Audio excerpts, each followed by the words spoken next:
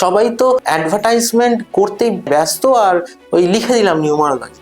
Numerology এত সোজা নয়, বৈদিক নিউমারোলজি সোজাই নয়। তাহলেও বেশিরভাগ নিউমোলজিস্টরা লসু গ্রেড ব্যবহার করে, বৈদিকটা ব্যবহার করে না কেন? এইটা যদি বলি তাহলে আমাদের ধৈর্য শক্তি এতটাই এখনকার দিনে মানুষের মধ্যে কম, সেটার একটা ফ্যাক্টর। সেকেন্ড থিং হলো যে শর্টকাট, কি করে শর্টকাট করে আমি একটা জিনিসকে জাস্ট ওই লসু পার্টটুকুনি জেনে আমি আমার প্রেসক্রিপশনে লিখতে পারবো যে আমি নিউমারোলজিস্ট।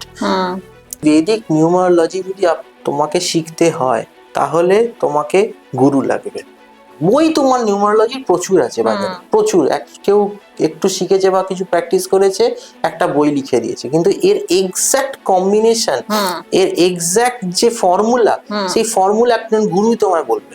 না হলে তুমি করতেই পারো। তোমাকে আমিও যদি এগুলো দেখিয়ে দিলাম, মানে এগুলো দেখে তুমি হয়তো চেষ্টা করবে করে নিজের ক্যালকুলেশন পারবো না, ক্যালকুলেশন তুমি পারবেই না। তোমাকে ধরিয়ে না দিলে, তোমাকে ফর্মুলা ধরিয়ে না দিলে, পেছনে প্রতিকটা আমি যে বলছি প্রেডিক্ট করছি, প্রেডিক্টেবল আমার ফর্মুলা জানা আছে।